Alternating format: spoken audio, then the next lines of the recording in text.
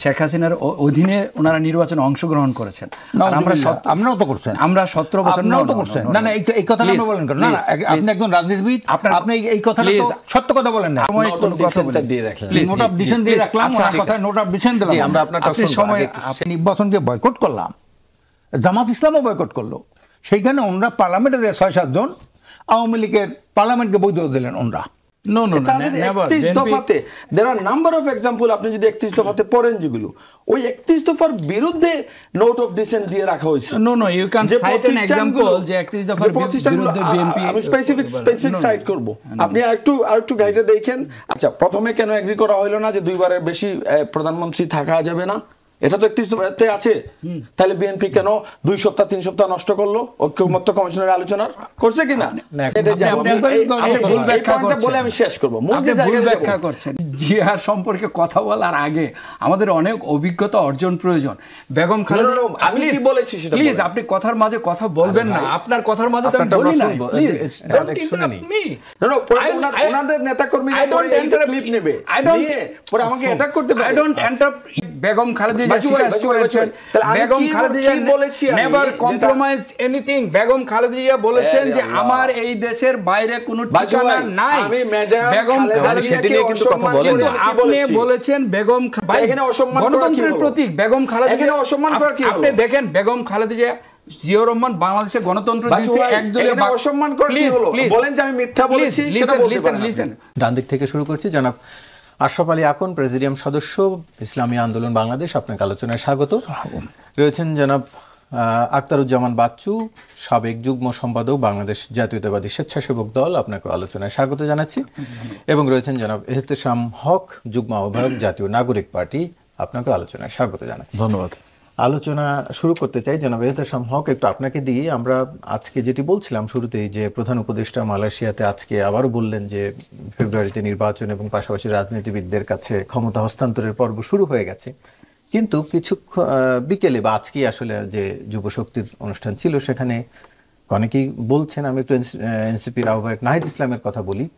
তিনি কথাগুলো খুব স্পষ্ট করে বলেছেন, গত 1 বছর ছাড় দিয়েছি জুলাই সনদে, আর 1% ছাড় দিব না। প্রতিশ্রুতি বাস্তবায়ন না হওয়া পর্যন্ত কোনো রাজনৈতিক দল ক্ষমতায় আসতে পারবে না। রাজনৈতিক দল ব্যর্থ হলে 1-11 ফিরে আসবে। জাতীয় ঐক্য ধরে রাখার স্বার্থে প্রতিশ্রুতিগুলো একে একে পূরণ করুন। একটু আপনার কাছে জানতে চাই, এটি কি এক ধরনের ইঙ্গিত দিলেন যে এই প্রতিশ্রুতিগুলো বাস্তবায়ন না করলে আপনারা জাতীয় ঐক্যের রাখবেন না, এবং সেক্ষেত্রে 111 আসলেও আপনাদের কিছু করার নেই, সেরকমের একটু বিষয়ের ইঙ্গিত দেওয়া হলো কিনা? আমার কাছে মনে হয় যে জাতীয় ঐক্যের যে ভিত্তিটা হওয়া উচিত, যে আমাদের 24-এ যে আমাদের 1400-র উপর শহীদ হয়েছেন, হাজার হাজার মানুষের পঙ্গু হয়েছেন, তাদের যে স্যাক্রিফাইসটুকু কিসের জন্য হয়েছিল? শুধুমাত্র একটা নির্বাচনের জন্য ছিল না। এটা আমরা প্রথম থেকেই বলে আসছি, এবং আমরা সবসময় চেয়েছি যে আমাদের ফ্যাসিবাদ বিরোধী আন্দোলনের যে দলগুলো যারাই আছি আমরা, আমাদের ভেতর জন্য একটা কম্প্রোমাইজিং একটা মানসিকতা আমরা থাকে। কিন্তু সেখানে আমরা দুঃখজনকভাবে লক্ষ্য করেছি যে প্রত্যেকটা মৌলিক সংস্কারে নোট অফ ডিসেন্ট দিয়ে রাখা হয়েছে একটা বড় রাজনৈতিক দলের পক্ষ থেকে। এবং আলটিমেটলি ডক্টর মোহাম্মদ ইউনূসকে আপনি যদি নৈর্ব্যক্তিকভাবে ভাবেন যে ওনার উপর কতটুকু প্রেশার ক্রিয়েট করা হয়েছে, যে আপনি সংস্কার নিয়ে ভাববেন না, যত তাড়াতাড়ি সম্ভব নির্বাচনের তারিখটা দেন, যেটা আপনার 5ই অগস্টের পরপরই উইদিন আই থিঙ্ক 1 সপ্তাহের ভেতর যে জনসভাটা করে বিএনপি দাবি জানিয়েছিল 3 মাসের ভেতর নির্বাচন দিতে হবে। ওইটারই কন্টিনিউয়েশন 1 বছর চলে যাওয়ার পর আমরা যেটা দেখতে পাচ্ছি যে শুধু আমাদের পক্ষ থেকে আসলে আমরা কেন কম্প্রোমাইজ করব? কম্প্রোমাইজটা হওয়া উচিত আলটিমেটলি বড় দল যারা, বড় দায়িত্বে যারা আছেন, যারা আলটিমেটলি সবাই ভাববেন যে তারা রাষ্ট্র ক্ষমতায় যাবেন। আমরা তো আমাদের দলের স্বার্থ আমরা দেখছি না, আমরা দেখছি যে 53 বছরে যে একটা রাষ্ট্র যে এতটুকু সাফার করেছে, যে প্রত্যেকটা প্রতিষ্ঠান ধ্বংস করা হয়ে গিয়েছে, আমরা সেই ফ্যাসিবাদী কাঠামো যাতে না থাকে, জীবিত না থাকে, আমরা যাতে নতুন একটা কাঠামোতে যেতে পারি, সংস্কারের মাধ্যমেই সেটা একমাত্র নিশ্চিত করা সম্ভব। সো এই সংস্কারটা আমাদের জন্য আমাদের এটা রক্তের শপথ। আমাদের যে বাংলাদেশিরা আহত হয়েছেন, পঙ্গুত্ব বরণ করেছেন, আমাদের কমিটমেন্টটা তাদের প্রতি, ইলেকশনে আমরা ক্ষমতায় চলে যাব না, ইলেকশন করে আমরা ইলেকশনের যে দেনা পাওনা, যে লাভ বা যে ক্ষমতার যে মোহ, সেটা আমাদের নেই। আমাদের কথা হচ্ছে যে ক্ষমতাতে যাওয়া বা যে প্রসেসটা আছে, প্রসেসটা আমরা খেলাটা আমরা ফেয়ার করতে চাই। এখানে যাতে আগের মতো যে সিস্টেম আছে ওইভাবে যাতে ডিসিকে ইউজ করে, ইউএনওকে ইউজ করে নির্বাচন যাতে কুক্ষিগত করে ফেলতে পারে না মাসলম্যান দিয়ে। আমরা একটা সিস্টেম চাই যেখানে ইলেকশনটা আসলেই সুষ্ঠু হবে, নিরপেক্ষ হবে। ওই ফিল্ডটা আমাদেরকে দিতে হবে, আমাদের রাজনৈতিক ব্যবস্থাতে ওটাকে আনতে হবে। এর জন্যই আসলে সংস্কার। কিন্তু আমরা দুঃখজনকভাবে লক্ষ্য করেছি যে ওই সংস্কারগুলো এখনো পর্যন্ত হয়নি। আপনি যদি কালকে ইলেকশন দেন, আমাদেরকে ডক্টর মোহাম্মদ ইউনূস বা কেউ কি অ্যাসুরেন্স দিতে পারবেন যে ওখানে যে লোকাল এলাকাগুলোতে আলটিমেটলি যে সংস্কার হলেই নির্বাচন সব ঠিকঠাক মতো হবে? কেউ অন্তত প্রসেসটা, অন্তত আমরা যেটা চাচ্ছি যে আমরা ওটা অ্যাপ্লাই করি। আমরা চাচ্ছি যে আলটিমেটলি একটা ক্ষমতার যে ভারসাম্যটা অন্তত আসুক। আমরা চাচ্ছি যে আলটিমেটলি সংস্কারের মাধ্যমে যে পুলিশকে যাতে রাজনৈতিক দলরা যখন ক্ষমতায় যায় তাকে রাজনৈতিক দলের সার্ভেন্ট যেন হয় না ওঠে, নাগরিককে যেন সার্ভ করে। এখন আমরা জানি যে আলটিমেটলি যারা ক্ষমতায় যায়, এখনই আপনি দেখেন যে প্রশাসনে যারা আছে তারা লাইন ধরে আছে যে আগামীতে যে পার্টি ক্ষমতাতে আসবে তাকে আমাকে খুশি রাখতে হবে। সেক্ষেত্রে আপনি ফ্রি অ্যান্ড ফেয়ার ইলেকশন কিভাবে করবেন? বা আমরা যে ব্যবস্থাটা, আপনি যে সংস্কারগুলোর কথা বলেন, প্রশাসন কিংবা পুলিশ, সেই পুলিশ কমিশন করার ক্ষেত্রে সব দলের আপনারা ঐকমত্য হয়েছেন ঐকমত্য কমিশনে, কিংবা যে প্রশাসনের সংস্কারের ক্ষেত্রে তো অন্য দলগুলোর বাধা নেই, সেটি তো এই সরকার চাইলে করতে পারে, তারা করছে না কেন? তারা আপনারা সরকারকে কেন চাপ দিচ্ছে না? তো সরকারের এখানে যেটা হচ্ছে যে অর্ডিন্যান্স দিয়ে যে সংস্কারগুলো, অপারেশনাল যেগুলো অ্যাডমিনিস্ট্রেটিভ যে সংস্কারগুলো, সেগুলো এক জিনিস। কিন্তু আমরা চাচ্ছি যে মূল ফান্ডামেন্টাল যে জায়গাগুলোতে সংস্কার প্রয়োজন সেগুলো করা, যাতে ক্ষমতা এক পরিবার কেন্দ্রিক বা এক নায়কতন্ত্র কেন্দ্রিক বা একটা জায়গায় পুঞ্জীবিত না হয়। যেটা আপনি নিজে জানেন যে আজকে যে সুজনের যে এই জরিপটা থেকে বের হয়ে আসছে। আমি সেই আলোচনায় ফিরবো, তার আগে একটু যেতে চাই জনাব আশরাফ আলী আকন, একটু আপনার কাছে জানতে চাই যে আমরা যেই আলোচনা আজকে দেখলাম যে বিশেষ করে এনসিপির পক্ষ থেকে যেটি বলা হয়েছে, এক ধরনের হুমকি, আসলে তারা ফেব্রুয়ারিতে নির্বাচন দিতে চান না, দেয়া হবে না, অনেকটা এই সুরেই বলছেন, এবং সংস্কারের আগে কোনোভাবেই তারা নির্বাচনে হতে দেবে না, যাবেন না, সেটি বলেন। একটু আপনাদের অবস্থান জানতে চাইছি। আপনারাও বলছিলেন সংস্কারের কথা আগে, সংস্কারের পরে নির্বাচনের কথা। আপনারাও কি এই জোট হয়ে, তিন জোট, জামাত, বিএন, এনসিপি এবং আপনারা কি এক জোট হয়ে? আসসালামু আলাইকুম ওয়া রাহমাতুল্লাহি ওয়া বারাকাতুহু। ধন্যবাদ সঞ্চালক, জনাব সঞ্চালক সাহেব, উপস্থিত আমার পার্টনার এবং দেশ বিদেশের শ্রোতা মণ্ডলী। এনসিপি যদিও নূতন তার একটা রাজনৈতিক দল, কিন্তু তাদের অবদান কিন্তু এদেশে যারা রাজনীতি করেছে তাদের অনেক শীর্ষে তাদের অবদান। এনসিপির দল হয়েছে নূতন, কিন্তু তারা যে গণ অভ্যুত্থানে যে নেতৃত্ব দিয়েছেন, যে ভূমিকা পালন করেছেন, এই জন্য তাদেরকে হাজারো সেলুট জানাইতে হয়। তারা যদি এই অকুতোভয় সৈনিকের ভূমিকা পালন না করতেন, জীবন না দিতেন, পঙ্গু না হতেন, তাহলে কিন্তু এই ফ্যাসিবাদ মুক্ত দেশ হওয়া খুব কঠিন ছিল। সম্ভব ছিল কিনা আমি জানি না, কারণ 53 বছর, এই 16 বছরে তো আমরা যারা রাজনীতি করি, আমরা শুধু মিছিল মিটিং করেছি, আওয়ামী লীগের বিরুদ্ধে যতটুকু পারছি করেছি, কিন্তু আওয়ামী লীগের পতন ঘটানো এটা নায়ক তো হলো এই গণঅভ্যুত্থানকে ছাত্ররা, তারই রাজনৈতিক শাখা হলো এনসিপি। কাজে তাদের যেটা দাবি, তারাও তো বারবার বলছে, খালি এটা নির্বাচন দেওয়ার জন্য তো গণঅভ্যুত্থান হয় নাই, একটা মৌলিক সংস্কার। 53 বছর যে ধারায় রাজনীতি চলে আসছে, 53 বছরের ধারাটা কি আমরা দেখি, কি ইতিহাস কি বলে, একটা ভয়ঙ্কর অবস্থা তো। 53 বছরের মধ্যে দেশটা জঙ্গলি রাষ্ট্রে পরিণত হয়েছে, একটা জঙ্গলে পরিণত হয়েছে। আপনি বলেন, যারা স্বাধীনতার স্থপতি ছিল উনি কি করেছেন? তার পরবর্তী ধারাবাহিক যারা ক্ষমতায় ছিল ওনারা কি করেছেন? জনগণের সাথে একটা বিশ্বাসঘাতকতা ছাড়া, জনগণের আমার নষ্ট করা ছাড়া, জনগণ জীবনকে দুর্বিষহ করা ছাড়া, এবং জনগণের উপর একটা আজাব গজব হিসাবে এই দলগুলি চাপিয়ে বসা তার কোনো কাজ দেখি নেই। আপনি মনে করেন লক্ষ লক্ষ মানুষ জীবন দিল স্বাধীনতা সংগ্রামে, একটা গণতান্ত্রিক অধিকার প্রতিষ্ঠার, এটাই তো মেইন ছিল তাদের। এরপরে বৈষম্য করেছে, পাকিস্তান এটার বিরুদ্ধে করেছেন, কিন্তু সেই জনগণের মতামতকে ধ্বংস করে 74 সালে বাকশাল নামে একটা দল করবেন, এক দল এক নেতা, এক দল এক নেতা এক দেশ, বঙ্গবন্ধু বাংলাদেশ। কত বড় বিশ্বাসঘাতকতা গণতন্ত্রের সাথে, দেশের সাথে, জনগণের সাথে আমরা দেখতে পাই। তারপরে কি হয়েছে, ধারাবাহিকভাবে আপনি যদি আসেন যে শেখ মুজিবুর বলেছিলেন সবাই প্রায় সোনার খনি, আমি সোরের খনি, এই সোরের খনি দিয়ে কিন্তু এই দেশের রাষ্ট্র ক্ষমতা শুরু। এবং 73 সালে যে ভোটটা হয়েছিল সম্পূর্ণটা ইলিগাল ভোট করছিলেন শেখ মুজিবুর রহমান সাহেব। 293 আসনে তারা জয়লাভ করছিলেন। যারা নির্বাচিত হতে পারে না তাদের বাস্ক ঢাকা এনে তারা এই নির্বাচন ঘোষণা করেছিলেন।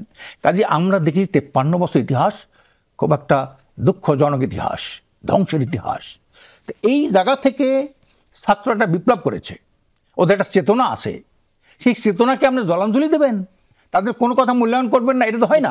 কাজে এই জন্য আমি বলি যে আক্তার যে কথা বলেছেন যে আমরা তো জুলাই সনদে ঐক্যমত্য কমিশনে আমরা গেছি, আমি আসলাম, রোজি ছিলাম সেখানে একটা শুভঙ্করের ফাঁকি বলে মনে হয় আমার কাছে, এটা না বললেই নয়। আমি সেখানে চ্যালেঞ্জ গ্রহণ করেছি, অন্যরা বায়াসড ফর অ্যানাদার উইংস, এই কমিটি একদিকে তাকাই কথা বলে তারা। উনি বললেন আপার হাউসের মূল্য, এদেশে আপার হাউস লাগে? আমরা একটা ইউনিটারি দেশ, ছোট্ট একটা দেশ, সেখানে একটা আপার হাউস দরকার কি? আরও আমরা 100 লোকের ভরণ পোষণ, গাড়ি বাড়ি এইটা ব্যবস্থা করবেন আপনি, দরকারটা কি? তা সেখানেও তো পিয়ারের জন্য পিয়ার দিয়া আপনার আপার কক্ষ হবে, সেখানে বিএনপি এখানে নোট অফ ডিসেন্ট দিয়ে রাখছে, বিএনপি এখানে সাইন করে নাই নোট অফ ডিসেন্ট। ওই উনি যেটা বলেন 72%, সেখানে তো বিএনপি না করেছেন। আমরা বলেছি আপার হাউসে যদি আপনার পিয়ার দেন, তা লোয়ার হাউসও পিয়ার দেন, লোয়ার হাউসে পিয়ার ছাড়া। ঐক্যমত্যে এই বিষয়গুলো আপনারা আলোচনা করেছেন সবাই মিলে, এরপরে 20টি মৌলিক বিষয়ের প্রস্তাব একত্র হয়ে সেটি গেছে। এখন প্রশ্ন হচ্ছে যে এই সংশোধনগুলো নির্বাচনের আগে হবে নাকি পরে হবে? যত সংবিধান সংশোধনের বিষয় আছে কিংবা বিচার বিভাগ পৃথকীকরণের বিষয়, পুনর্বিন্যস্ত করার বিষয় আছে, তো সেগুলো কি চাইলেই আসলে সম্ভব এই 3 মাসের মধ্যে? হ্যাঁ, সম্ভব। কিভাবে কেন সম্ভব? এটা একটা পদ্ধতি হলো সেখানে LFO এর মাধ্যমে করা সম্ভব, যারা জিয়া রহমান সাহেব করছিলেন, এরশাদ সাহেব করছিলেন, স্বাধীনতার পরে শেখ মুজিব করছেন, হ্যাঁ, লিগাল ফ্রেম অর্ডার করছিলেন। এটা ওরা যদি না হয় তা প্রেসিডেন্টের অর্ডিন্যান্সে হয়, আর এটাও যদি না হয় তাহলে এটা রেফারেন্ডাম গণভোটে হয়। এই 3টা তো আমরা বলছি সেখানে, এইটা দিয়ে এখনই করতে হবে। এখন যদি না করেন আপনি যদি পরে করবেন, আপনি তো এখনই তো নোট অফ ডিসেন্ট দিয়ে রাখছেন, তা আপনি ওখানে ক্ষমতায় গেলে পরে, তাও আবার 2 বছর পরে আপনি যেটা করবেন পরিবর্তন করবেন না, তার প্রমাণ কি? বুঝতে পারছি। তার মানে আপনাদের আপত্তি আসলে হচ্ছে ভোটের সময় নয়, সংবিধান কিংবা এইসব সংস্কারগুলো হচ্ছে আপনাদের মূল জায়গা, এবং সেখানে হলো লোয়ার হাউসে পিয়ার, এটা হলো আমাদের মূল, আপনাদের দাবি রয়েছে। আখতারুজ্জামান বাচ্চু, একটু আপনার কাছে জানতে চাই, নাগরিক পার্টির যুগ্ম সমন্বয়ক, মুখ্য সমন্বয়ক নাসিরউদ্দিন পাটোয়ারি বলেছেন ফেব্রুয়ারিতে নির্বাচন হবে না, মূলত মৌলিক সংস্কার হওয়ার আগে নির্বাচন না হওয়ার কথা বলেছেন। একটু আপনার কাছে জানতে চাই যে আপনার এইটি নিয়ে মন্তব্য, পাশাপাশি আরেকটু আমি যুক্ত করি যেটি তারা একটু আগে তেশাম হক বলছিলেন যে সংস্কার তো তাদের দলের জন্য নয়, সংস্কার হলেই যে তারা ক্ষমতায় আসবে বিষয়টি তো তেমন নয় যে এখনই তারা ক্ষমতায় যেতে পারবে, দিন শেষে হয়তো আপনারাই ক্ষমতায় যাবেন, এমন একটি বাতাসে কথা রয়েছে।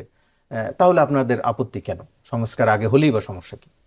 ধন্যবাদ আপনাকে, আপনার আমার 2জন বিজ্ঞ সহ আলোচক এবং আপনার মাধ্যমে যমুনা টিভির দর্শক শ্রোতা সবাইকে ধন্যবাদ। আসলে সংস্কার তো বিএনপি চায়, সংস্কারের প্রবর্তক আপনি বলতে পারেন বিএনপি। 13 জুলাই কিন্তু যে মৌলিক 2023 সালে নোট অফ ডিসেন্ট দিয়ে রাখছে, আমি আসছি সেই জায়গা। আমাদের বিএনপির মাননীয় ভারপ্রাপ্ত চেয়ারম্যান তারেক রহমান 31 দফা সংস্কারের প্রস্তাব দিয়েছিলেন। কখন দিয়েছিলেন? যখন এই ফ্যাসিস্ট শেখ হাসিনার বিরুদ্ধে কেউ কথা বলতে, যখন আপনারা বিরোধী দলের, হ্যাঁ, যখন এই দেশের মানুষ কথা বলতে সাহস পেত না, তখন আমি জানি না, তখন এনসিপি নামক দলটিও তৈরি হয় নাই, ওনারা তখন সংস্কারের চিন্তাও তখন করেন নাই, ইসলামী আন্দোলনও করেন নাই, বরং ওনারা তখন শেখ হাসিনার অধীনে ওনারা নির্বাচনে অংশগ্রহণ করেছেন। আমরাও তো করছেন, আমরা 17 বছর করছেন। না না, এই কথাটা বলেন কেন? না, আপনি একজন রাজনীতিবিদ, আপনি এই কথাটা তো সত্য কথা বলেন না। আপনার কথার সময় আমি কথা বলি না, আমাকে বলতে দেন। আমাকে বলতে আপনি আপনার কথার সময় কিন্তু আমি কোনো কথা বলি না, আমাকে বলতে দিন। আমাকে বলতে দিন, পরে আপনার যখন সময় আসবে তখন আপনি বলবেন কেন? উনি শেষ ভুল তথ্যটা দেবেন কেন? আমি শেষ করে আপনি করছেন না। আপনার যখন আপনি আবার সংশোধন, আমি কিন্তু আপনার সময় কোনো কথা বলি প্লিজ। নোট অফ ডিসেন্ট দিয়ে রাখলাম, ওনার কথা নোট অফ ডিসেন্ট দিলাম। জি, আমরা আপনারটা সময় শেষ করব। আপনার সময় আপনি কথা বলতে দিতে হবে। হ্যাঁ, কথা বলতে না দিলে তো তাহলে হবে না। আমরা সংস্কার চাই, কিন্তু কথা হলো যে দেখেন বিএনপি কিন্তু অনেক ছাড় দিয়েছে সংস্কারের প্রশ্নে। এই জুলাই যে ঘোষণাপত্র ঘোষিত হয়েছে, বিএনপি সবচেয়ে বেশি ছাড় দিয়েছে। বিএনপি রাষ্ট্রের যে বিচার বিভাগ বলেন, নির্বাহী বিভাগ বলেন, সেগুলির ভারসাম্য রক্ষা, রাষ্ট্রপতি এবং প্রধানমন্ত্রীর মধ্যে ভারসাম্য রক্ষা। বিএনপি 31 দফার মধ্যে বলেছে যে পরপর 2 বারের বেশি প্রধানমন্ত্রী থাকতে পারবে না। এখন সবাই মিলে ঐক্যমত হয়েছে 10 বছরের বেশি কেউ প্রধানমন্ত্রী থাকতে পারবে না। বিএনপি তো দ্বিমত করে নাই ভাই। বিএনপি একমাত্র দল যে বারবার প্রত্যাশা করে, দেশের জনগণের দল। বিএনপির উপর জনগণের আস্থা রয়েছে। বিএনপি ভোট জনগণ সবসময় বিএনপির উপর আস্থা রেখেছে। তো বিএনপি তো সরকারে যাওয়ার বিএনপির অভিজ্ঞতা রয়েছে, সরকার পরিচালনার অভিজ্ঞতা রয়েছে, জনগণের আস্থা রয়েছে। বিএনপির শত শত নেতাকর্মী, কয়েক হাজার গুম হয়েছে, খুন হয়েছে, আমাদের বিরুদ্ধে 70 লাখ মামলা, তারপর লক্ষ লক্ষ আসামি। এই জুলাই বিপ্লবে আমাদের 1442 জন আমাদের শহীদ হয়েছে। দল হিসেবে আমাদের যে যতজন শহীদ হয়েছে সবচেয়ে বেশি আমাদের শহীদ হয়েছে, সবচেয়ে বেশি আমাদের রক্ত দিয়েছি আমরা। আমাদের তো ভাই সংস্কারের প্রশ্নে আমাদের কোনো দ্বিমত নাই, আমরা তো সংস্কারের পক্ষেই। কিন্তু তার মানে এই না যে আপনি কোনো বিষয়ে আপনি যেটা বলবেন সেটাই হইতে হবে, সেটা না হলে নির্বাচন হবে না। ভাই জনগণ তো আন্দোলন করেছে কি, এই যে 14 সাল, 18 সাল, 24 সালে ভোট দিতে পারে না, জনগণ তো তাদের ভোটের অধিকারের জন্য আন্দোলন করেছে, তাদের ন্যায় বিচারের জন্য আন্দোলন করেছে।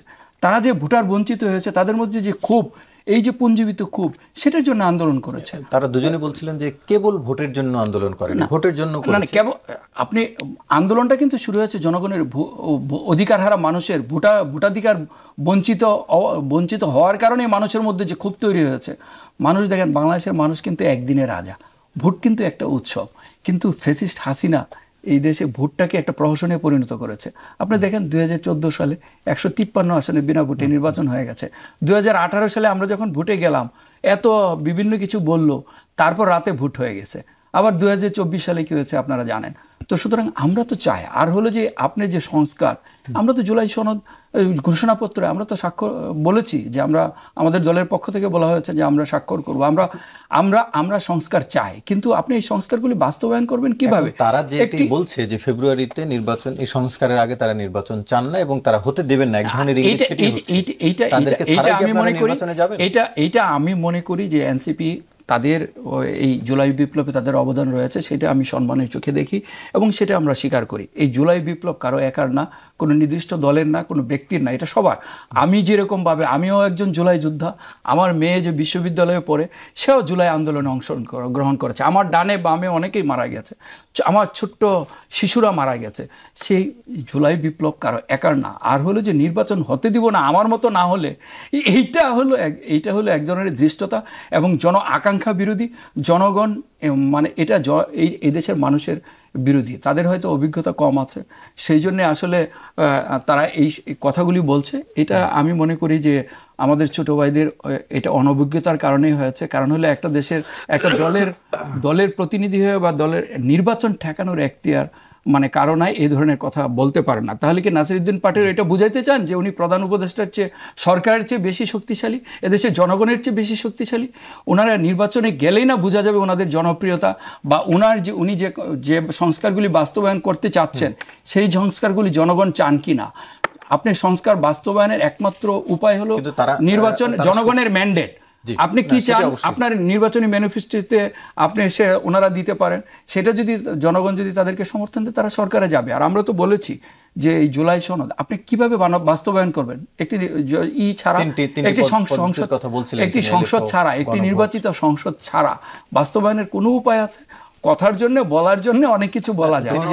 আপনি এখানে আপনি এরশাদের আপনি ফেসিস্টকে প্রত্যাখ্যান করছেন, আবার স্বৈরাচারের উদাহরণ দিচ্ছেন, এটা তো সবই শুনেন। উনি শুনেন যে দেখেন আমাদের সংবিধানে মূল প্রবলেমটা কোথা থেকে শুরু হয়েছে, আপনাকে গোড়ায় যেতে হবে। এই দেশে সবচেয়ে যতগুলি সুষ্ঠু নির্বাচন হয়েছে তত্ত্বাবধায়ক সরকারের অধীনে হয়েছে, কিন্তু শেখ হাসিনা এসে তত্ত্বাবধায়ক সরকার বিলুপ্ত করে দিল, তারপরেই তো সমস্যাটা শুরু হয়েছে। এখন তত্ত্বাবধায়ক সরকার ফিরে এসেছে। নির্বাচন পদ্ধতি, কিন্তু আসলে কি শুধু নির্বাচন পদ্ধতিতে গরমিল কিনা? তিনি যে পুলিশের কথা বলছে, যে প্রশাসন, সেটি তো শুধু আপনি পুলিশের কথা বলছেন, যে সংস্কার কমিশনের মেয়াদ ছিল 6 মাস, এই 15 আগস্টে শেষ হয়ে যাবে। পুলিশ নিয়ে যে সংস্কার কমিশন গঠিত হয়েছিল সেটা নিয়ে খুব কিছু আলোচনা হয়নি। সুতরাং আলোচনার টেবিলে আপনার বছরের পর বছর সময় ক্ষেপণ করে জনগণকে ভোট বঞ্চিত করে রাখা। একটা কথা হচ্ছে জাস্টিস ডিলেড, জাস্টিস ডিনাইড। এরকম নির্বাচনটা আপনি যত প্রলম্বিত করবেন তত সমস্যা বাড়বে এবং দেশ সংকটে পড়বে। এই দেশের একটি মানে ভঙ্গুর অর্থনৈতিক অবস্থার মধ্যে দেশের মানুষের আকাঙ্ক্ষা সমীচীন হবে আমি মনে করি না। জন আকাঙ্ক্ষা বিরোধী বক্তব্য দিয়ে, শুধু বক্তব্যের জন্য বক্তব্য দিয়ে উত্তাপ ছড়িয়ে রাজনীতির মাঠে উত্তাপ ছড়ানোর কোনো মানে নেই। আমরা আলোচনা আবারও ফিরবি, তবে এই আশরাফ আলী এখন আপনি একটু যুক্ত করতে চাইছিলেন, আমি এরপরে অন্য প্রশ্নে আসবো। ভোটে অংশগ্রহণ প্রসঙ্গে আপনি কিছু একটা বলতে চাইছিলেন, ছোট করে একটু বলবেন। গণতান্ত্রিক দেশে ভোট তো প্রত্যেক দলেরই ভোট একটা খুব নিয়মিত একটা কার্যক্রম। সেই হিসাবে আমরা 2008-এ নির্বাচন অংশগ্রহণ করেছি, 14 সালে কোনো দল করেনি, আমরাও করি নাই। 18 সালে বিএনপিও নির্বাচন করছে, আমরাও করছি, জামাতও করছে। 18 সালে আমরা করলাম কি, বেলা 10:30টার দিকে আমরা এই নির্বাচনকে প্রত্যাখ্যান করছি, সাংবাদিক সভা টোটাল ফলাফল। ওনারা করলেন কি, এই 6-7 জন পার্লামেন্টে যাইয়া হাসিনার এই অবৈধ নির্বাচনটাকে তারা কিন্তু বৈধ দিয়েছেন, আমি কিন্তু অস্বীকার করছি। জামাতও কিন্তু এটাকে, আপনারা কোনো একটি আসনে জিতলেও কি জেতার তো কোনো প্রশ্ন কিভাবে আসে? এটা তো একটা ঝামেলা না, এটা তো নেগোসিয়েশন মাধ্যমে সম্ভব না। সেখানেও তো অনেক অফার ছিল আমাদের, আমরা সেটা নেই। কিন্তু আমরা যে নির্বাচনকে বয়কট করলাম, জামাত ইসলামও বয়কট করলো। সেইখানে ওনরা পার্লামেন্টে যে 6-7 জন আওয়ামী লীগের পার্লামেন্টকে বৈধ দিলেন ওনরা। দেখেন অবস্থাটা কি। তো এই যে একটা অবস্থাটা, একটা বড় দল হিসাবে তারা যে ভূমিকা পালন করছে না আওয়ামী লীগকে বৈধ দেওয়ার ব্যাপারে, এই জিনিসটা অনেক নেতারাই, বিএনপি অনেক বড় বড় নেতারা ভুলে গেছে। এইটা তারা কথা আনে না। আনি কি, আপনারা স্থানীয় সরকার নির্বাচনগুলো, স্থানীয় সরকার নির্বাচন আর পার্লামেন্ট এক জিনিস না। পার্লামেন্টে স্থানীয় নির্বাচনে ভালো মানুষ চায়, অন্যরাও বিভিন্ন জায়গায়। আর একটা মজার ব্যাপার কি শুনবেন, চরমোনাই যে পীর সাহেবের যে ইউনিয়নটা, চরমোনাই ইউনিয়নটা, সেইখানে আওয়ামী লীগের যে প্রার্থী ছিল, সেইখানে ওনার নির্বাহী কমিটির সদস্য এবাদুল হক চান, বরিশালের মহানগরের দীর্ঘদিন সভাপতি ছিল, সে একই স্টেজ উদ্যোগ চরমোনাইতে একই স্টেজ উদ্যোগ আওয়ামী লীগকে সমর্থন করলো, ওনার নির্বাহী কমিটির সদস্য। সেইখানে এই যে স্থানীয় সরকার নির্বাচনে ওনারা একটা কী কয় ওটাকে, একটা লুকোচুরি কোনো জায়গায় মানে অলিখিত সমর্থন দিয়েছে, তলে তলে যে নাম ব্যবহার করা যাবে না, তোমরা করো। এরকম তো অনেক জায়গায় আছে, নির্বাচন হয়েছে, তারা নির্বাচিত হয়েছে তারা। কাজে এই জন্য লোকাল নির্বাচনটাকে একটা কুলু ধরে, এইটা নিয়ে তো একটা জাতীয় নির্বাচন তো মূল। লোকাল নির্বাচন কিছু ভালো মানুষ চায়, সেখানে ভালো মানুষেরা তাকে ভোট দিয়া, সাদামাটা মানুষ আমাদের যে লোকগুলি চেয়ারম্যান হয়েছেন, এবং তারা কয়েকজন চেয়ারম্যানই জাতীয় পর্যায়ে ফার্স্ট হয়েছেন। তারা একজন কোরআন হাফেজ, মাদ্রাসার শিক্ষক, একজন ভালো ব্যবসায়ী, ভালো এই লোকগুলো হয়েছে। কাজে এইটা তো মূল কথা না। মূল কথা হলো জাতীয় সংসদ নির্বাচনে যে আমরা গেলাম না, ওনরাও গেল না, ওনরা গেল, আমরা গেলাম 18-তে, সেইখানে আমরা বয়কট করলাম। কিন্তু ওনরা কি করলেন, ওনরা সেই সংসদকে বৈধ দিলেন, দীর্ঘদিন এই সংসদের মধ্যে আছে ওনরা। জি, আমি একটু আপনার কাছে আরেকটি বিষয় নিয়ে জানতে চাই। সুশাসনের জন্য নাগরিক, সুজনের জরিপ ফল প্রকাশ করা হয়েছে, সেখানে তার একটি জরিপের অনেকগুলো তথ্য আছে। একটি তথ্য একটু আপনার কাছে জানতে চাই। ঘূর্ণায়মান পদ্ধতিতে নিম্নকক্ষে নারী আসন সংরক্ষণের কমপক্ষে 63% এবং উচ্চকক্ষে নারীদের 30টি আসন সংরক্ষণের পক্ষে মত দিয়েছে 69% মানুষ। ওনার এই জরিপ, এইটা আরোই করতে হবে। ওনার ওই যে ঘূর্ণায়ন পদ্ধতি, এইটাই তো ওই কী কয় ঐক্যমত্য কমিশনে এইটা টেকে নাই। এইটা ওই বিষয়টা, ওনার বিষয়টা কেউ গ্রহণ করে নাই। দুই একটা দল, রাজনীতিবিদদের মতামতে টিকে নাই, সাধারণ মানুষ এটি চায়। সাধারণ মানুষ তো এর মধ্যে কি কয়, রাজনীতি দল নিয়ে তো সাধারণ মানুষ, এর বাইরে সাধারণ মানুষ থাকে কিভাবে? সাধারণ মানুষের ভাষা রাজনীতিবিদদের না, সাধারণ মানুষ বলতেই কেউ নীরব, কেউ সক্রিয়, কিন্তু সাধারণ মানুষ যতগুলো দল আছে এর বাইরে আমরা 72% ভোট আছে। এই রাজনৈতিক দল বাদ দিয়ে উনি কি একটা জরিপ দিল, এই জরিপটা নিয়েই তো আমাদের সন্দেহ। এবং উনি আরেকটা কি বলছেন, আপার হাউস, এই শোনেন, আপার হাউসে 72% নাকি আপার হাউস, অথচ মূল যেটা হলো লোয়ার হাউস, এই কথাটাই তো উনি আনে না। জরিপের আরো কিছু তথ্য আছে। সুজনের প্রধানমন্ত্রী, দলীয় প্রধান এবং সংসদ নেতা এক ব্যক্তি হতে পারবেন না, এই পক্ষে মত দিয়েছেন 87%। সংখ্যানুপাতিক অর্থাৎ পিয়ার পদ্ধতিতে আসন বন্টন চান 71%। দুদক, মানবাধিকার তথ্য কমিশন সহ এই কমিশনগুলোকে সাংবিধানিক প্রতিষ্ঠানের স্বীকৃতি দেওয়ার পক্ষে 90% মানুষের মত। এইসব বিষয়গুলোতে একমত। এখন যেটা হলো, উনি যেটা বলছেন যে পিয়ার হলো আপার হাউস, উনি কি বলছেন পিয়ার হাউস? এটি নিম্নকক্ষের কথাও বলছে। নিম্নকক্ষের কথা বলছে না, এটি উচ্চকক্ষের। উচ্চকক্ষ। আমরা বলেছি যে নিম্নকক্ষে যদি পিয়ার না থাকে, আপনি একটা কথা মনে রাখবেন, এইখানটা শুভঙ্করের ফাঁকি, আমি এটা ওখানে পরিষ্কার বলেছি। আপনি দেখেন লোয়ার হাউসে আপনার পিয়ার নাই, না না, আপার হাউসে শোনেন একটা কথা বলতে হবে, আপার হাউসে পিয়ার, তা লোয়ার হাউসে পিপার না থাকলে আমি আপার হাউসে প্রার্থী দেবো কীভাবে? উনি বললেন যে নিজেরা কিসে, হ্যাঁ দুইটা পয়েন্ট আসছে নিচে, একটা হলো প্রার্থী হিসাবে ওই হবে, আর একটা হলো ভোটের অনুপাত হিসাবে। তা ভোটের অনুপাতটা যদি কিভাবে হবে? যদি বুঝতে পারছি, আপনি এর আগেও বলছিলেন এটি কথা যে নিম্নকক্ষে না হলে আপনারা উচ্চকক্ষে চান না। উচ্চকক্ষ চাই না, উচ্চকক্ষ দরকার কি? উচ্চকক্ষ এর আরো আমার খরচ বাড়বে তো, এদের পুনর্বাসনের জন্য আরো কোটি কোটি হাজার শত শত কোটি টাকা বাড়বে। যেমন বাচ্চু, একটু আপনার কাছে জানতে চাই, সুজনের জরিপ প্রসঙ্গেই প্রধানমন্ত্রী, যেটি তাকে বলছিলাম তথ্যটি, প্রধানমন্ত্রী, দলীয় প্রধান, সংসদ নেতা হতে পারবেন না এমন প্রস্তাবের পক্ষে মত দিয়েছেন 87% মানুষ। পিয়ারের পক্ষে উচ্চকক্ষে 71% এবং যেই এনসিসি বা এরকম একটি কমিটির কথা বলা হচ্ছে সেই কমিটির পক্ষে মত দিয়েছেন 90% মানুষ। একটু আপনার মতামত দেখেন, এই জরিপটা ওনার ব্যক্তিগত, এই জরিপের কথা ওই যে আমার সহ আলোচক বললেন যে উনি সেটা সংস্কার কমিশন উত্থাপন করেছিলেন, কিন্তু সেটি না, এই জরিপের তথ্য না, জরিপের তথ্য না, ওনার যে প্রস্তাবনাগুলির বিষয়ে উনি যে জরিপ করেছেন সেই প্রস্তাবনাগুলি উনি তো ওই সংস্কার কমিশনের সদস্য, উনি সেখানে উত্থাপন করেছেন। ব্যক্তিগত প্রস্তাব নয়, এই যে জরিপটা উনি বলেছেন যে কমিশনে উনি যে প্রস্তাবগুলো দিয়েছেন সেটা তো তার ব্যক্তিগত প্রস্তাব নয়, সংস্কার কমিশনের। ওনার জরিপের ফলাফল হলো 87% মানুষ দলীয় প্রধানকে সরকার প্রধানই করেছেন, চায় না। উনি কতজনের জরিপ করেছেন? এদেশের ভোটার কত কোটি, উনি কিভাবে জানলেন, কিভাবে বুঝলেন যাদের এগুলো? আর হলো আরেকটা জিনিস যে 71% কি উচ্চকক্ষে পিয়ার চান। ভাই আমি আপনাকে বলি, বাংলাদেশের ভোটার, এই অধিকাংশ ভোটার গ্রামে থাকেন। আমি তৃণমূলে রাজনীতি করি, আমার গফরগাঁও, পাগলা 2টা থানা, আপনি গিয়ে জিজ্ঞেস করেন, ওইখানে ভোট হলো 5 লাখ, আপনি যা জিজ্ঞেস করেন 1 লাখ মানুষকে, 5 লাখ মানুষকে জিজ্ঞেস করেন পিয়ার কি, তারা বুঝে না ভাই পিয়ার কি, তারা পিয়ার সম্পর্কে তাদের কোনো ধারণা নাই। আপনি ওই যে কয়েকজন মানুষকে জিজ্ঞেস করে বা নিজের মতো করে একটা নিজের মতটা ওই একটা জরিপের ফলাফল হিসেবে চাপিয়ে দেওয়া, এটা বাংলাদেশের মানুষের সাথে অন্যায়, এটা অসমর্থনযোগ্য। উনি পিয়ার পদ্ধতি যেখানে এই দেশের বেশিরভাগ মানুষ বুঝে না, আর আপনি বললেন যে 87% মানে 71% মানুষ পিয়ার চায়, আর সরকার প্রধান, দলীয় প্রধান সরকার প্রধান হতে পারবে না, এই সিদ্ধান্ত কি মানে উনি চাপিয়ে দিবেন, আমি চাপিয়ে দিব, আপনার চাপিয়ে দেওয়ার বিষয়? এটা হলো যে ওই দল নির্ধারণ করবে যে কাকে, যে দল উইনিং পার্টি তারা সিদ্ধান্ত নিবে যে কে তাদের সরকার প্রধান হবে। ওইটা তো তারা জনগণের ম্যান্ডেট যদি তারা পায়, তারা নির্ধারণ করবে কে সরকার প্রধান হবে, তাদের দলীয় প্রধান সরকার প্রধান হবে নাকি অন্য কেউ। এটা পৃথিবীর কোনো দেশে অন্য কেউ নির্ধারণ করে দেয় না, উইনিং পার্টি ডিসাইড করে যে কে সরকার প্রধান হবে, ওই পার্লামেন্টারি বডি নির্ধারণ করবে।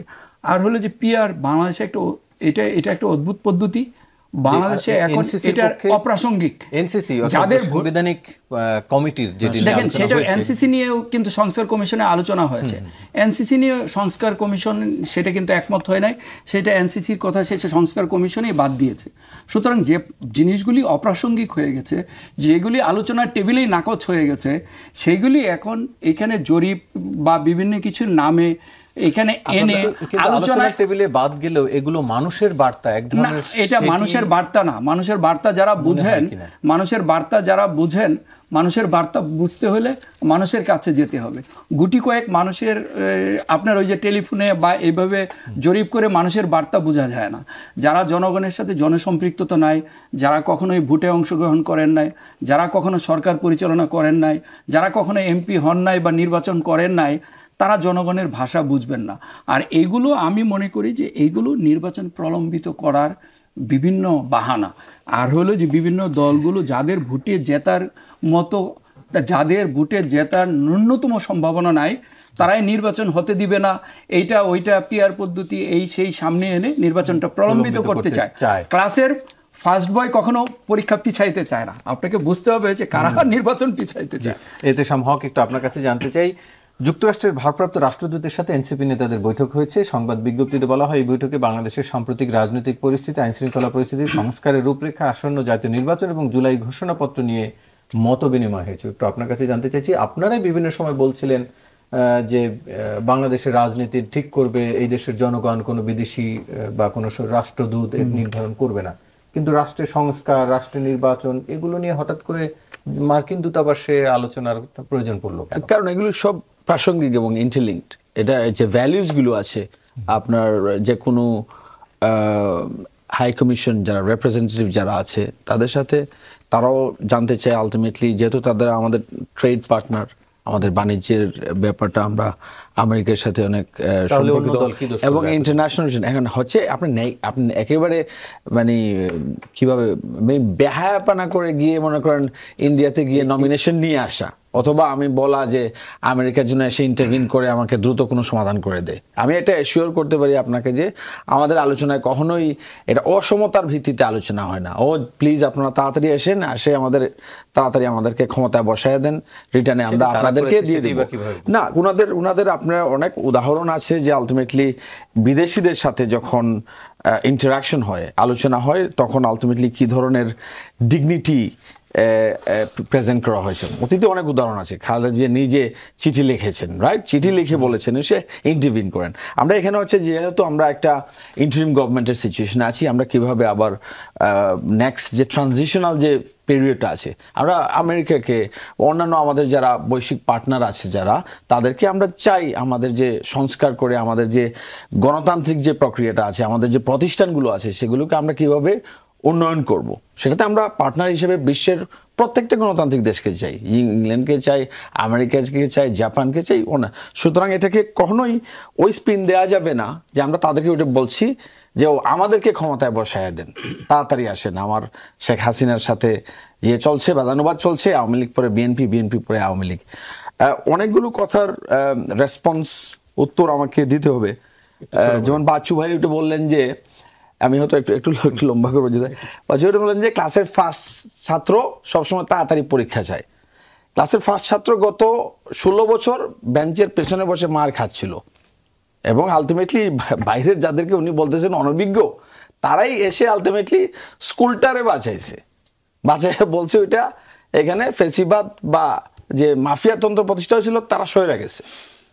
যদি এই ক্লাসের ফার্স্ট বয় যে বলা হচ্ছে, ক্লাসের ফার্স্ট বইয়ের উপর জনগণ সবকিছু ছাইরা দিত, তাইলে 2028 সালে ইলেকশন হইতো, ছাইরা দেয় নাই। আলটিমেটলি এই যাদেরকে আপনি অনভিজ্ঞ বলছেন, যাদেরকে বলছেন তারা কোনো ধারণা রাখে না রাষ্ট্র কোন জিনিস, গণতন্ত্র কোন জিনিস, যে জনগণকে আপনারা এখনো মনে করেন যে তারা পিআর বুঝে না, তারা আলটিমেটলি সংস্কার বুঝে না।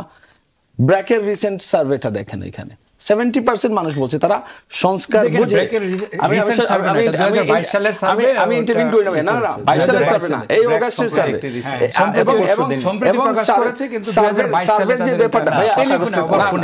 সার্ভের যে ব্যাপারটা যেটা বলেন বাচ্চু ভাই, এই যে দেখেন আমরা মানে কিভাবে আমরা ফার্স্ট বয়দের নিয়ে আমরা আগায় যাব। এখানে স্ট্যাটিস্টিক্যাল প্রবাবিলিটি পরিসংখ্যান করা হয়, আপনি কি দেখা হয় যেটা যে জনগণের পালস কি, একটা সার্টেন স্যাম্পল আনা হয়, স্যাম্পল থেকে বলা হয় জাস্টিফাই করার জন্য পরিসংখ্যানের নিয়ম। এবং সুজনের যেটা উন্নত সুজন থেকে যে প্রশ্নগুলো করা হয়েছে, বিএনপি তাদের 31 দফার সহ বিরোধিতা করছে। No, তাদের never. 31 দফাতে there are number of example, আপনি যদি 31 দফাতে পড়েন যেগুলো, ওই 31 দফার বিরুদ্ধে নোট অফ ডিসেন্ট দিয়ে রাখা হয়েছে। No, you can cite an example যে 31 দফার বিরুদ্ধে বিএনপি, আমি স্পেসিফিক সাইট করব। আপনি আরেকটু গাইডে দেখেন, আপনি 9 নম্বর দফা আপনার বলেন, 9 নম্বর দফাতে আপনি বলেন কোনটাতে রিঅর্গানাইজেশন, যে প্রতিষ্ঠানগুলো রিঅর্গানাইজেশন করা হবে। এর আগেও আপনি বলেন, আচ্ছা প্রথমে কেন এগ্রি করা হলো না যে 2 বারের বেশি প্রধানমন্ত্রী থাকা যাবে না? এটা তো 31 দফাতে আছে। তাহলে বিএনপি কেন 2 সপ্তাহ 3 সপ্তাহ নষ্ট করলো ঐক্যমত্য কমিশনের আলোচনা করছে কিনা? তাহলে 2 বারের কথা বলেনি, তাহলে 10 বছরের এটা এস্টাবলিশ করি। তাহলে 3 সপ্তাহ অনধিক 10 বছর 31 দফাতে যদি লেখা থাকে যে 2 বারের বেশি পরপর আমরা চাই না, এটা তাহলে আপনি মনে মিস করছেন, আপনি পয়েন্টটা মিস করছেন। আমরা তো ওইখানে গেলাম 2 বারের বেশি না, পরপর 2 বারের বেশি। বিএনপির 31 দফায় আছে পরপর 2 বারের বেশি। আপনি যে জায়গাটা যাবেন, আপনি ভুল ব্যাখ্যা করছেন বলে আমি শেষ করব। মূল যে জায়গাটা আমাদের রাষ্ট্রযন্ত্র কোন একটা পরিবারের কাছে আমরা বন্ধক রাখবো না, পরিবারতন্ত্রের কাছে এক নাগরিক বন্ধক রাখবো না, যে প্রতিষ্ঠানগুলোকে, ওই দুর্বল প্রতিষ্ঠানগুলোকে পুঁজি করে আলটিমেটলি ক্ষমতা কেন্দ্রীভূত হয়, যেটা হয়েছে 16 বছর। আপনি বাচ্চু ভাই বা আপনারা সবাই কেউ গ্যারান্টি দিতে পারবেন না যে আবার এই প্রতিষ্ঠানগুলোর উপর ক্ষমতা পুঞ্জীবিত করে আমাদের জনগণের উপর আবার চেপে বসবে না একটা স্বৈরাচার। আমরা আলোচনা এটা গ্যারান্টির জন্য আমরা সংস্কারটা আমরা চাই। তবে তার আগে একটি বিরতি নিয়ে আসি। দর্শক ইহতেশাম হক, আপনাকে দিয়ে শুরু করে এই পর্বে একটু জানতে চাই, বিএনপিকে জড়িয়ে অপপ্রচার করায় নাগরিক পার্টির নেতা সার্জিস আলমের বিরুদ্ধে আদালতে মানহানির মামলা করা হয়েছে। সার্জিস আলম চাঁদাবাজির অভিযোগ করেছিলেন বিএনপি নেতার বিরুদ্ধে। একটু আপনার কাছে জানতে চাই, এখন কি আর অন্যের বিরুদ্ধে চাঁদাবাজির অভিযোগ তোলা যায়? আপনাদের দলেরই তো একাধিক নেতাকর্মীর বিরুদ্ধে চাঁদাবাজির অভিযোগ। দেখেন এখানে গণতান্ত্রিক যে প্র্যাকটিস, যে চর্চাটা থাকা উচিত। এখানে বলা হচ্ছে আলটিমেটলি যে যাকে হত্যা করা হয়েছে, ওইখানে কিন্তু তথ্যগুলো সবাই আপনারা লোকালি খবর নিয়ে নিন, যে আলটিমেটলি ওইখানে প্রত্যেকটা যে মার্ডার হচ্ছে বা বড় বড় যে ঘটনাগুলো ঘটছে, যেগুলো হয়তো টেলিভিশনের স্ক্রিনে কম রিল হয়, আর নাগরিক পার্টির কেউ একজন ওইদিকে হাঁচি মারছে, ওটা দেখা যায় এখন ঘন্টার পর ঘন্টা রিলে থাকে। সার্জিস আলম লেজিটিমেটলি ক্লেম করছে, ওটার তো কাউন্টার কেউ দিতে পারেন। ওটা নিয়ে যে 10 কোটি টাকার মানহানির মামলা করে যে উদাহরণ সৃষ্টি করা হলো, একদিকে বলা হচ্ছে যে আমরা সম্প্রীতির রাজনীতি চাই, ওদিকে এই কি সাইনটা দেয়া হলো যে রাজনৈতিকভাবে লেজিটিমেটলি একটা গণতান্ত্রিক একটা জায়গায় একটা দলের কেউ বলতে পারে, এখন সেটাকে তো আমি কাউন্টার করতে পারি। বাচ্চু ভাই একটা কথা বললে বাচ্চু ভাইয়ের কথাতে আমি কথা দিয়ে কথার উত্তর দিতে পারবো। এখন তো কোর্ট তো একটা মিডিয়াম, যে 10 কোটি টাকা দিয়ে কি সার্জিস আলমের মুখ বন্ধ করে ফেলা যাবে, বা অন্যান্য যে পন্থা করা, এটা তো আনডেমোক্রেটিক, অগণতান্ত্রিক আচরণ রাজনৈতিক প্র্যাকটিসে। যদি হতো উনি একজন প্রাইভেট ইন্ডিভিজুয়াল, একজন যদি সাধারণ নাগরিক যদি থাকতো যে উনি আহত হয়েছে একজন রাজনৈতিক নেতার এক বক্তব্যে, সে গিয়ে ক্ষতিপূরণ চাইতে পারে। দুঃখজনক হচ্ছে যে এখানে তো উনি তো বিএনপির একজন নেতা, হয়তো সেই হিসেবে মামলাটি করেছেন যে বিএনপির বিরুদ্ধে চাঁদাবাজির অভিযোগ করা হয়েছে। না, এখন চাঁদাবাজি আমাদের মনে করেন, আমরা স্পষ্ট আজকেও বলেছি, আমাদের যুব শক্তির মিটিং এ আমাদের নেতারা কমপ্লিট করেছে যে অনেকে আছে যারা যারা যারা দুশ্চরিত্রের বা যারা আলটিমেটলি আমাদের দলের প্ল্যাটফর্ম ব্যবহার করে চাঁদাবাজি করতে চায় বা ক্ষমতার অপব্যবহার করতে চায়। আমাদের জিরো টলারেন্স। আপনি শুধু একটা জিনিস বলি, আপনারা দেখেন ওটা আমাদেরকে কিভাবে ট্রিট করা হচ্ছে।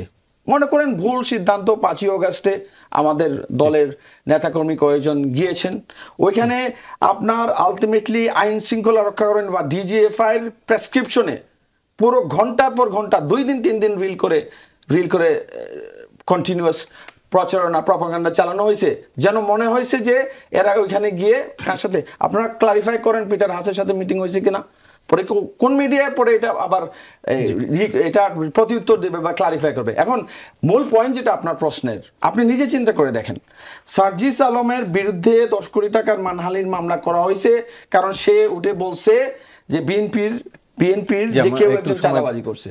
জি, আমি একটু যেতে চাই জনাব আশরাফ আলী আকন, একটু আপনার কাছে জানতে চাই প্রসঙ্গে একটু অন্য প্রসঙ্গে, সিলেটের সাদা পাথরের এলাকায় এখনকার দেশে পুরো আলোচিত একটি ঘটনা, সেখানকার সব পাথর নিয়ে গেছে। গত সেপ্টেম্বরে আপনার দলের নায়েবে আমির ফয়জুল করিম, সেও এই পাথর উত্তোলনের পক্ষে মত দিয়েছিলেন, বিশেষ করে যখন ব্যবসায়ী। একটু আপনার কাছে জানতে চাই, আজকে সৈয়দা রেজানা হাসান উপদেষ্টা তিনি হতাশা প্রকাশ করে বলেছেন যে পাথর উত্তোলনে সর্বদলীয় ঐক্য দেখেছি, তার মানে আপনাদেরও সেখানে মত ছিল। একটু আপনার মন্তব্য। পাথরটা একটা খনিজ সম্পদ, সেটা এইটা তো উত্তোলন করে বৈদেশিক মুদ্রা অর্জন করতে পারি, আমরা কাজে লাগাইতে পারি। এটা তো মাটির নিচে থাকবে কেন? এই সম্পদটা এটা তো ইউজেবল। আমরা এটা ইউজ করবো না? সাদা পাথর যদি থাকে, এটা সম্পদ, তো আমরা এটা এক্সপোর্ট করতে পারি, বৈদেশিক মুদ্রা অর্জন করতে পারি। পরিবেশের ক্ষতি হলেও তুলে ফেলবো? পরিবেশটা কি? পরিবেশটা কত ক্ষতি করছে? ঢাকা শহরে কি বসবাস করা যায়? আজকের বুড়িগঙ্গাকে বলা হয় বিশ্বের বৃহত্তম নর্দমা। এটা কোনো নদী? এতগুলো সরকার আসলে 53 বছরের মধ্যে এই বুড়িগঙ্গা নদীটা, যেহেতু ঢাকাকে রক্ষা করা যায়নি, অতএব অন্য কোথাও রক্ষা করা যায় না। ঢাকাকে এটা একটা অতিরিক্ত, এটা তো অতিরিক্ত, যেখানে সর্বদলীয় মতামত যে আমার খনিজ আপনি কেন গ্যাস উঠান, এটা পরিবেশ নষ্ট হয় না? এই যে কয়লা উঠাইতেছেন, পরিবেশ নষ্ট হইতেছে না, জমি নষ্ট হইতেছে না? তো ওটা তো আপনি কিছু বলেন না। এখানে সাদা পাথর এটা একটা সম্পদ, এটা এক্সপোর্ট করা যায়, এটা বিভিন্ন কাজে লাগানো যায়, সেটা মাটির নিচে বসে থাকবে। এই যে পরিবেশ দূষণ হয়ে গেল, তা কয়লার খনিতে পরিবেশ দূষণ হয় না? এর কতটা টাকা রাষ্ট্র পেয়েছে? কতটা টাকা হিসাব হবে পরে, হিসাব নিকাশ তারা দেখবে। কিন্তু উনি প্রথমেই বললেন সব দল ঐক্যমত হয়েছে এইটার ব্যাপারে। ঐক্যমত হবেই তো, এটা রাষ্ট্রীয় সম্পদ। তো উনি পরিবেশ মানে কি? সারা দুনিয়ার পরিবেশ নষ্ট না? ঢাকা শহরে চলা যায়? এই অল্প একটু বৃষ্টি হলে, 1-2 ঘন্টা বৃষ্টি হলে ঢাকা শহরে চলা যায়? উনি এই পরিবেশটা চলে দেখেন না? উনি এই যে চিটাংরা সব তলেই যায়, সমস্ত হিসেবে তলেই যায়, এই পরিবেশটা উনি দেখেন না? তো উনি এইটা নিয়ে একটা বিশাল নাম করার জন্য একটা বিশাল একটা উনি একটা দেবেন, একটা নিজের সার্কুলার দেবেন, এটা হয়? তার মানে যেটি হয়েছে ঠিকই হয়েছে? না, ঠিক হয়েছে মানে ঠিকই তো। এইটা রাষ্ট্রীয় সম্পদ, আমি মনে করি রাষ্ট্রীয় সম্পদ উত্তোলন, সেটার প্রয়োগ, সেটার ব্যবহার, সেটা এক্সপোর্ট, এটা দেশের স্বার্থে হয়েছে বলে আমি মনে করি। জি, আখরুজ্জামান বাচ্চু, একটু আপনার কাছে জানতে চাই সাদা পাথর এলাকার প্রসঙ্গেই যেটি বলা হচ্ছে নজিরবিহীন লুটপাট হয়েছে সিলেটের পর্যটন কেন্দ্রতে। এর আগেও মামলা হয়েছিল এবং প্রশাসন সেই মামলাটি করেছিল 5 আগস্টের পরে, সেখানে লুটপাটের পরে, এবং সেখানকার মামলার একটি বড় অংশের আসামি বিএনপি নেতারা, অনেক জেলার বিএনপি নেতারাও রয়েছেন। এবারও অভিযোগ রয়েছে এবং এরই মধ্যে আপনাদের দলের পক্ষ থেকে কয়েকজনকে বহিষ্কারও করা হয়েছে। বহিষ্কার করেই আসলে সমাধান করা যায়? তার আগে দুটো কথা আমি বলতে চাই, আমাদের সহ আলোচকের দুটি কথার। উনি ম্যাডাম বেগম খালেদা জিয়াকে নিয়ে একটু কিছুটা আঘাত করে এই কথা বলেছে। বেগম খালেদা জিয়া, প্লিজ, আপনি আসলে দেশে ছিলেন না? বেগম খালেদা জিয়ার দেশে ছিলাম, প্লিজ লেট মি সে, আপনার কথার সময় আমি কিন্তু কোনো কথাই বলি নাই। জি বলেন। বেগম খালেদা জিয়া বাংলাদেশের মধ্যে আপনি দেখবেন সাধারণ মানুষ দলমত নির্বিশেষে, বাংলাদেশে যত দল আছে, মানে আমি কি বলেছি, লিসেন, আপনার দলের প্রধানকেও আপনি জিজ্ঞেস করবেন, আপনি দেখেছেন সেনা আমাকে বলতে দেন আমাকে একটু বলতে দেন প্লিজ। আপনি বলতে দেন, কি বলেছি আপনি একটু বলতে দেন। আপনার কাছে আসবো, আমি একটু শুনি। না, এটা ইম্পর্টেন্ট, কারণ এখানে কিন্তু ইয়ে হয়ে যায় না। পরে আপনি শুনে নিন আমি কি বলতে চাইছিলাম। আমি ম্যাডাম জিয়াকে নিয়ে কি বলেছি, আপনি কি বলেছেন? আপনি একটি চিঠির কথা বলেছিলেন। জি, এটা বেগম খালেদা জিয়া চিঠি দিয়ে পরে দেখা যাবে ক্লিপ হয়ে। আপনি বেগম খালেদা জিয়া সম্পর্কে কথা বলার আগে আমাদের অনেক অভিজ্ঞতা অর্জন প্রয়োজন। বেগম খালেদা, আমি কি বলেছি সেটা প্লিজ আপনি কথার মাঝে কথা বলবেন না। আপনার কথার মাঝে তো আমি বলি না, প্লিজ শুনুন। ওনাদের নেতা কর্মীরা পরে ক্লিপ নেবে, পরে আমাকে অ্যাটাক করতে পারে। আই ডোন্ট ইন্টারাপ্ট, এই ছেলে ম্যাডাম জিকে নিয়ে কথা বলছে। I don't interrupt you. দেখেন বেগম খালেদা জিয়া কি বলেছেন? বাংলাদেশের মজলুমদের প্রতিনিধি বেগম খালেদা জিয়া এই বাংলাদেশের যত রাজনৈতিক দল আছে, আপনি জিজ্ঞেস করেন আপনার দলের প্রধান সহ যত রাজনৈতিক দলের প্রধান, তিনিও বলেছেন তিনি সম্মানের জায়গা, আস্থার জায়গা, ঐক্যের জায়গা। বেগম খালেদা এই দেশের জন্য যে স্যাক্রিফাইস, যে ত্যাগ বেগম খালেদা জিয়া স্বীকার করেছেন। Begum Khaleda Zia never compromised anything. Begum Khaleda Zia বলেছেন যে আমার এই দেশের বাইরে কোনো ঠিকানা নাই। বেগম আপনি বলেছেন বেগম খালেদা জিয়া বিভিন্ন দূতাবাসে চিঠি দিয়ে, আপনি বলেছেন আপনি চিঠি দিয়েছেন, এটা ওটা। বেগম খালেদা জিয়া গণতন্ত্রের প্রতীক। বেগম খালেদা জিয়া, আপনি দেখেন বেগম খালেদা জিয়া, জিয়াউর রহমান বাংলাদেশে গণতন্ত্র দিয়েছে একদলীয়। অসম্মান করা কি হলো? বলেন যে আমি মিথ্যা বলেছি, সেটা বলতে পারেন। লিসেন, বেগম জিয়াউর রহমান এই দেশে এই যে একদলীয় বাকশাল থেকে গণতন্ত্র এনেছে। বেগম খালেদা জিয়া সংসদীয় গণতন্ত্র দিয়েছেন। বেগম খালেদা জিয়া 9 বছর স্বৈরাচারের বিরুদ্ধে আন্দোলন করেছেন। এই দেশের মানুষকে ভোটের অধিকার দিয়েছেন। আমি তো আপোষ করতেন, তাহলে 2007 সালে আপোষ করে বিএনপি ক্ষমতায় যেত। সুতরাং বেগম খালেদাকে কন্ডেম করে বেগম খালেদা সেটি নিয়ে আসলে দ্বিমত করেননি, শুধু চিঠির প্রসঙ্গে কথা বলেছেন। তারপর সার্জিস আলমের একটা জিনিস আপনি বললেন, আপনারা যে কন্টেন্টটা ক্লিয়ার করতে হবে। আমি ম্যাডাম জিয়াকে সম্মান করি, প্রেসিডেন্ট জিয়াউর রহমান আমার একজন আইডল, কিন্তু আপনি এমন ভাবে কথাটা নিচ্ছেন যে আমরা কোনো কিছু বলছি যেটা আমি ম্যাডাম জিয়াকে আক্রমণ করেছি। দেখেন এখন ক্লিয়ারলি বলছি যে চিঠিটা ম্যাডাম জিয়া দিয়েছে শেষ করি আপনি পরে যে উত্তর দিলেন, কত সালে ম্যাডাম জিয়া চিঠি দিয়েছে, আপনি গুগল করলে পাবেন, আপনার কাছে ডকুমেন্ট আছে, ডকুমেন্ট আপনি বললেন তখন হয়তো আপনি রাজনীতিই করেন না। আর শুনেন, লিসেন আমি বলি, আর দেখেন বাংলাদেশে সার্জিস আলমের যে বিষয়টি আপনি যে প্রসঙ্গটি উত্থাপন করেছেন, দেখেন সার্জিস আলম ওইখানে প্রকাশ্য সেইখানে ভিডিও আছে, ফুটেজ আছে, কারা হত্যা করেছে, কি করেছে, উনি কি বললেন আগাম বলে দিলেন বিএনপি আমরা সেটি যিনি মামলা করেছেন তার মুখ থেকে আমরা শুনেছি। একটু আপনার কাছে সাদাপাথর এলাকার প্রসঙ্গে বিএনপির বিরুদ্ধে বিএনপি এই কাজটা ছোট করে সাদাপাথর এলাকার বিষয়টি নিয়ে, সাদাপাথর নিয়ে যেটা দেখেন বাংলাদেশে আজকে আমরা যে বিল্ডিংটাতে বসে আছি এটাও কিন্তু পাথর এই বিল্ডিংটাতেও ব্যবহার হয়েছে। বাংলাদেশে আসলে প্রাকৃতিক সম্পদ সীমিত, সেই প্রাকৃতিক সম্পদগুলি পরিবেশ ঠিক রেখে যথার্থ ব্যবহার করাই সমীচীন আমি ব্যক্তিগতভাবে মনে করি। পরিবেশের যাতে বিপর্যয় না হয়, আবার এই সম্পদটাও যেন অপচয় বা এই সম্পদটা যেন অব্যবহৃত না থাকে, সেইখানে আসলে একটা সুষ্ঠু নীতিমালার মাধ্যমে সরকারের আমলকে দোষারোপ করছিলেন সবাই বা বিষয়ের ক্ষেত্রে, সেই আমলের রেজাউল হাসান বলেছেন সেই আমলেও 4 বছর পাথর উত্তোলন বন্ধ রাখতে পেরেছিলেন, কিন্তু এখন পারেননি সর্বদলীয় ঐক্যের কারণে। না, এটা বিষয়টা তা না। আপনি যখন চেয়ারে থাকবেন, আপনি যখন দায়িত্বে থাকবেন, দায়িত্বটা আপনার উপর বর্তায়। আপনি অন্যের কাঁধে দোষ দিয়ে আপনি নিজের দায় এড়ানোর সুযোগ নাই। এখানে উনি এই বন পরিবেশ উপদেষ্টা, উনি যদি অন্যের কাঁধে দোষ চাপিয়ে উনি যদি দায় এড়ানোর চেষ্টা করেন, তাহলে তো এটা হলো না ভাই। সেটি হচ্ছে বিষয়। আপনাদের তিনজনকে আলোচনা অংশ নেওয়ার জন্য ধন্যবাদ জানাচ্ছি। শেষ করতে হচ্ছে আমার আজকের, আপনাদের সবাইকে ধন্যবাদ। দর্শক, এই ছিল আজকের